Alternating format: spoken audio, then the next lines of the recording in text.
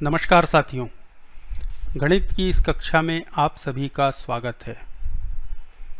आज हम बीजीय व्यंजक के बारे में बात करने वाले हैं। आप बीजीय व्यंजक के बारे में तो जानते हैं, पहले ही हम पढ़ चुके हैं कि जब अक्षर संख्याओं के साथ संख्याओं का उपयोग करके कोई राशि लिखी जाती है तो उसे हम बीजीय व्यंजक कहते हैं। इसके पहले बीजीय व्यंजक की एक कक्षा हो चुकी है, तब हमने आपको बताया था कि बीजीय व्यंजक का गुणा कैसे होता है और जोड़ और घटाने की बात भी हम कर चुके हैं। तो बीजीय व्यंजक के बारे में आज क्या, देखिए, इस तरह का एक सवाल आप कर चुके हैं। अगर हमें x का गुणा a धन b से करना है तो अब ये अक्षर संख्याओं से बना हुआ व्यंजक है, तो इसको हम बीजीय व्यंजक कहते हैं। इसमें एक व्यंजक तो है x। अब इस x में केवल एक पद है, इसलिए ये हुआ एक पदीय व्यंजक। और कोष्ठक में लिखा हुआ ये जो दूसरा व्यंजक है, इसमें दो पद हैं, तो ये हुआ द्विपदीय व्यंजक, है ना। एक पदीय व्यंजक का द्विपदीय व्यंजक से हमें गुणा करना है। तो हमने कैसे किया था? वितरण नियम का उपयोग किया था, है ना। गुणा का योग पर वितरण। एक पदी व्यंजक जो बाहर है उसका गुणा पहले a से होगा और उसके बाद बीच में जो चिन्ह है धन वो लगाएंगे और फिर उसी एक पदी व्यंजक का गुणा द्विपद के दूसरे पद से होगा, है ना। इसको अलग अलग दिखाने के लिए हम यहाँ पर भी एक एक कोष्ठक बना देते हैं। तो पहले ये जो बाहर का बीजीय व्यंजक था एक पदी, इसका गुणा द्विपदी के पहले पद में हुआ, इसको हमने लिखा यहाँ। और इसके बाद इसी एक पदी का गुणा द्विपदी के दूसरे पद से हुआ, इसको हमने लिखा ऐसे, ठीक है ना।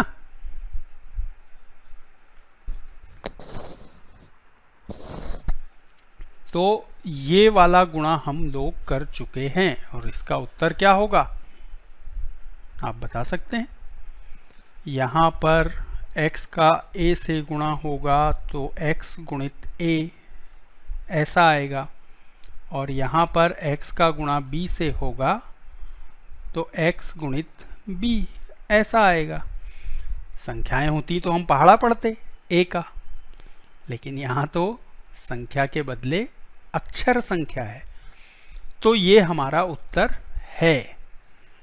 लेकिन होता क्या है कि अंग्रेजी में a पहले आता है कि x, a ना, तो इस बात को ज़्यादातर जगह पर ऐसे लिखा जाता है ax धन bx। दोनों बातें सही हैं। जो हमने यहाँ पर लिखा है ये भी सही है और यहाँ जो लिखा है ये भी सही है। बात सिर्फ ये है कि थोड़ा अटपटा लगता है, एक्स ए कहना थोड़ा सा अटपटा लगता है, इसलिए हम इसको इस तरह से लिखते हैं, है ना। बाकी ये कोई गलत नहीं है, ये वाला उत्तर गलत नहीं है, इसको हम ऐसे भी लिख सकते हैं। तो ये काम तो हम कर चुके हैं, है ना। अब इसी काम को याद करके आप इस तरह का सवाल भी बना सकते हैं, लेकिन मेरा काम है आपकी मदद करना, तो मैं ऐसे सवाल का एक उदाहरण आपको बता देता हूँ। अब यहाँ पर क्या हो रहा है देखिए, एक तो है 2x धन 7 और इसके बाद दूसरे कोष्ठक में लिखा हुआ है 3x धन 2। दोनों कोष्ठकों के बीच में कुछ भी नहीं लिखा हुआ है, तो क्या करें? अरे आपको पता है ना, जब बीजीय व्यंजकों का उपयोग होता है तो अब जैसे यहाँ पर 2x के बीच में कुछ नहीं लिखा हुआ है तो इसका मतलब है 2 गुणित x, है ना। फिर धन, तो धन का मतलब तो धन है ही। यहाँ 3x लिखा हुआ है तो इसका मतलब है 3 गुणित x। वैसे ही यहाँ कुछ नहीं लिखा है, इसका मतलब है कि यहाँ पर हमें गुणा करना है। तो अब इसमें और इसमें क्या अंतर है? यहाँ पर हमने एक पदी का व्यंजक का गुणा द्विपदी व्यंजक से किया है, और यहाँ पर हमें पहला व्यंजक भी द्विपदी व्यंजक है और उसका गुणा दूसरे व्यंजक से करना है जो कि द्विपदी व्यंजक है। तो हम क्या सीखने वाले हैं? द्विपदी व्यंजक का द्विपदी व्यंजक से गुणा। इसके लिए वही वितरण का नियम उपयोग में आएगा, है ना। यहाँ पर हमने वितरण नियम का उपयोग किया ना, बिल्कुल वैसे ही यहाँ पर भी वितरण का नियम उपयोग में आएगा। अब ये वितरण का नियम कैसे उपयोग में आएगा, यही तो मैं बता रहा हूँ। पहले व्यंजक के पहले पद को ऐसे लिखेंगे और इसका गुणा 3x धन 2 मतलब दूसरे बीजीय व्यंजक से करेंगे। इसके बाद पहले व्यंजक का दूसरा पद लिखेंगे और इसका भी गुणा 3x धन 2 से करेंगे, यानी दूसरे बीजीय व्यंजक से करेंगे। तो अब आप देख सकते हैं कि ये जो सवाल है, ये जो एक हिस्सा है, इसमें क्या हो रहा है? एक पदी व्यंजक का द्विपदी व्यंजक से गुणा, और यहाँ क्या हो रहा है? यहाँ भी वही हो रहा है, एक पदी व्यंजक का द्विपदी व्यंजक से गुणा। तो एक पदी व्यंजक का द्विपदी व्यंजक से गुणा तो हमने अभी किया है ना। तो यहाँ पर जो काम हुआ है वैसा ही काम हमको यहाँ पर 2 बार करना है, अंतर बस इतना ही है। तो ये कोई आपके लिए कठिन काम नहीं होना चाहिए। तो हम इस सवाल को हल करके देखते हैं। अगर कोई बात आप भूल गए होंगे तो आपको फिर से याद आ जाएगी, ठीक है। तो क्या होगा?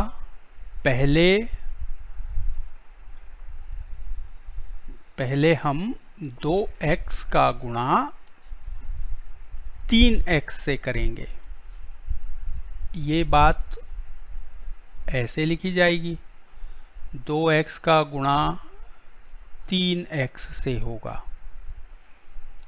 फिर धन, और अब बाहर वाले 2x का गुणा 2 से होगा। देखिए यहाँ मैं सिर्फ एक बिंदी लगा रहा हूँ, है ना, बार बार गुणा का चिन्ह लगाने की ज़रूरत नहीं है। अब ये पहले बीजीय व्यंजक का काम खत्म हो गया, है ना। अब 7 का गुणा 3x से करेंगे और फिर धन 7 का गुणा 2 से करेंगे। देखिए ये 7.2 नहीं है, है ना। हमें ये बात याद रखनी है कि इसका मतलब 7.2 नहीं है, ये है 7 गुणित 2। तो काम को आसान करने के लिए कुछ चीज़ें हम छोड़ देते हैं, है ना। तो यहाँ पर पहले संख्या का गुणा संख्या से कीजिए, 2 तिया 6। फिर x का गुणा x से कीजिए, तो x का गुणा 2 बार हुआ। इस बात को हम ऐसे लिख सकते हैं, घातांक वाला पाठ याद है आपको?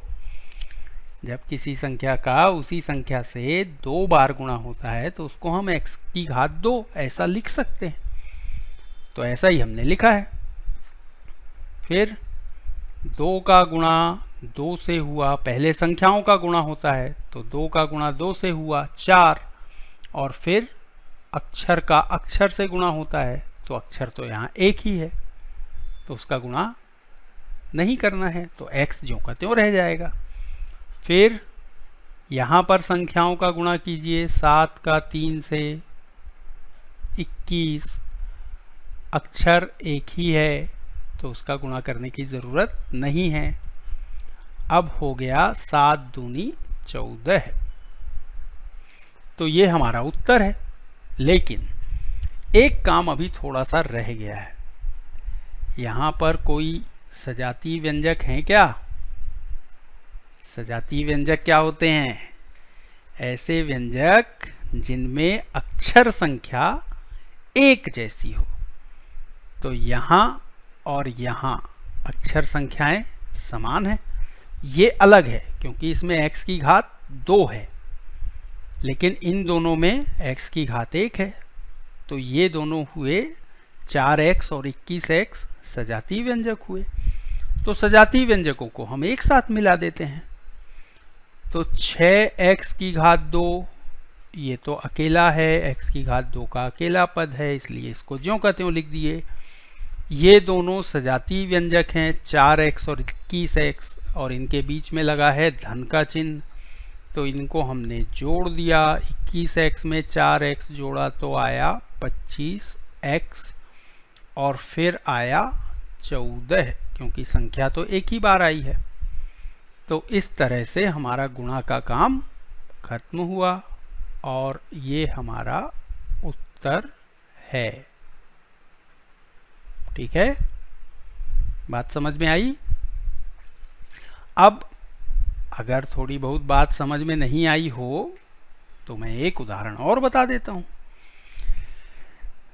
यहां पर हमें x ऋण y का गुणा, x ऋण y का गुणा 3y धन 4x से करना है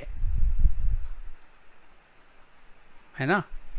बीच में कोई चिन्ह नहीं है, मतलब गुणा करना है। तो गुणा का ये प्रश्न भी वैसे ही बनेगा जैसे हमने अभी किया था। तो क्या होगा? पहले यहां पर पहली लाइन क्या थी? देखिए, पहले द्विपद के पहले पद का दूसरे द्विपद में गुणा, फिर ये वाला धन का चिन्ह, ये वाला, ये यहां पर आ गया। फिर 7 यानी पहले द्विपद का दूसरा पद का गुणा दूसरे द्विपद से, ये। तो ऐसे ही उसको लिखना है। क्या लिखेंगे? x का गुणा 3y धन 4x से, और फिर क्या है? ऋण y, तो ऋण y का गुणा 3y धन 4x से करेंगे, है ना? अब गुणा करते जाइए। x का गुणा 3y से होगा, x का गुणा 3y से। फिर धन है x का गुणा 4x से, फिर ऋण y का गुणा 3y से, और कोष्ठक खोलते समय क्या होता है? अगर बाहर कोष्ठक के बाहर ऋण का चिन्ह हो तो अंदर सभी का चिन्ह बदल जाता है ना? तो यहाँ पर भी ऋण का चिन्ह आ जाएगा, और y का गुणा 4x से होगा। बस अब इसका गुणा करना है। संख्या का संख्या में, तो यहाँ संख्या नहीं है, x के साथ कोई संख्या नहीं है, मतलब 1 है। तो 1 का गुणा 3 से हुआ 3। x एक बार है और y भी एक बार है। फिर यहाँ पर भी x के साथ संख्या नहीं है, तो 1 का गुणा 4 से हुआ 4 आया। x का गुणा x से हुआ, मतलब x का गुणा 2 बार हुआ तो x की घात 2, ऋण y में भी कोई संख्या नहीं है तो 1 का गुणा 3 से हुआ और y का गुणा 2 बार हुआ, फिर ऋण y के साथ संख्या नहीं है तो 1 का गुणा 4 से हुआ और x को हमने पहले लिख दिया और y को हमने बाद में लिख दिया। अब देखिए क्या कोई सजातीय पद हैं एक जैसे चर संख्याओं वाले पद हैं, ये और ये। तो आप चाहें तो यहाँ पर हम इन दोनों सजातीय पदों को एक साथ लिख देते हैं। 3xy ऋण 4xy और धन 4x की घात 2 ऋण 3y की घात 2। अब यहाँ पर 3xy से 4xy हमें घटाना है। 3 से 4 घटाने पर क्या आएगा? ऋण 1। तो ऋण 1 को हम लिखते नहीं हैं, लिखने की ज़रूरत नहीं है। धन 4x की घात 2 और ऋण 3y की घात 2। ये हो गया हमारा उत्तर। ठीक है ना? तो द्विपद का गुणा द्विपद से करना कोई ज़्यादा मुश्किल काम नहीं है। यहाँ पर हम उसी बात का उपयोग करते हैं जो हमने एक पद का द्विपद से गुणा करते समय किया था। अभी मैंने आपको याद दिलाया है ना कि पहले हमने यहाँ पर एक पद का गुणा द्विपद से किया और जैसा काम यहाँ हुआ वही काम यहाँ पर 2 बार हुआ। एक पद का गुणा द्विपद से और फिर से एक पद का गुणा द्विपद से। तो अगर आपको ये वाली बात याद है या ये वाली बात आपके समझ में आ रही है तो इसी काम को आपको 2 बार यहाँ पर करना है। और ऐसा ही प्रश्न ये भी था, लेकिन कुछ बातें पहले की बहुत काम आ रही हैं। पहले की बात तो ये भी है, ये भी तो हमने पहले पढ़ा था। अब पहले की और कौन कौन सी बातें यहाँ पर काम में आई? एक बात तो ये काम में आई कि जब कोष्ठक के बाहर ऋण का चिन्ह होता है तो क्या होता है, और ये बात हम आपको बता चुके थे पहले, है ना। और दूसरी बात क्या उपयोग में आई? यहाँ पर जब हमने यहाँ पर काम किया 3xy से 4xy घटाया, उस समय पूर्णांकों के घटाने वाला काम हुआ। तो पूर्णांकों के घटाने का संख्या रेखा वाला काम यहाँ पर हो रहा है। देखिए, मैं बार बार कहता हूँ कि गणित में जो चीज़ हम सीखते हैं उसका उपयोग आगे जाकर भी कहीं कहीं होता है। तो पहले की चीज़ों को याद रखना बहुत ज़रूरी है ना। जितना ज़्यादा आप पहले की बातों को याद रखेंगे, पहले की बातों का जितना ज़्यादा अच्छा आपका अभ्यास होगा, उतना ही आपको बाद का गणित समझने में आसानी होगी। ठीक है? तो उदाहरणों में तो आज और कुछ ज़्यादा बताने का नहीं है, क्योंकि द्विपद का द्विपद में गुणा करना आपको सिखाना था और मैंने 2 उदाहरण आपको बता दिए। अब अगर मैं ही पूरे सवाल करता रहूं तो फिर बात कुछ जमेगी नहीं, मज़ा नहीं आएगा, है ना। तो मज़ा कब आएगा? जब आप अभ्यास करेंगे। तो अब मैं आपके लिए अभ्यास के कुछ प्रश्न देता हूं। इन प्रश्नों को आप लिखिए और इनका अच्छे से अभ्यास कीजिए। यहाँ पर 5 प्रश्न हैं, इन्हें आप लिख लीजिए और याद रखिए कि हमने अभी क्या काम किया है ना।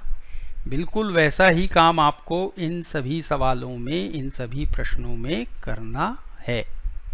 कोई भी अलग बात आपको नहीं करनी है। लेकिन अब जहाँ पर जैसे तीसरे सवाल में देखिए, एक पहला वाला जो द्विपद व्यंजक है उसमें बीच में ऋण का चिन्ह है, तो इसके लिए आपको दूसरा उदाहरण याद रखना है आज का। पहले और दूसरे सवाल के लिए आपको पहला उदाहरण याद रखना है, तीसरे और पांचवें सवाल के लिए आपको दूसरा उदाहरण याद रखना है, और चौथे सवाल में जो बात आएगी वो भी कुछ खास बात है। तो पहले आपने जो काम किया है उस काम को चौथे सवाल के लिए आपको उपयोग करना पड़ेगा, है ना। तो इतनी सारी बातें मैंने बता दी। अब आप इन सवालों को हल करने का अभ्यास कीजिए। ठीक है, आज की कक्षा का काम खत्म। आप इन अभ्यासों को कीजिए और जहां समस्या आती है वहां अपने दोस्त से, अपनी सहेली से, अपने साथी से बात कीजिए। और एक काम ये कीजिए कि जब समस्या आए तो एक तरीका तो है कि आप अपने साथी से बात करें, और एक तरीका ये है कि आप ये सोचें कि ऐसा काम मैंने पहले कहीं किया है ना। क्योंकि यहाँ पर जितनी चीजें उपयोग में आ रही हैं उन सब की बात हम पहले कर चुके हैं, तो कहीं ना कहीं पहले की किसी ना किसी बात का उपयोग इन सवालों में भी हो रहा है। तो उनको याद करके, उनका अभ्यास करके आप इन सवालों को आसानी से बना सकते हैं। तो चलिए, बहुत बातें हो गई, अब आज की कक्षा का काम खत्म करते हैं। इन सवालों को आप बनाइए और अगली कक्षा में फिर से हम मिलेंगे। तब तक के लिए नमस्कार।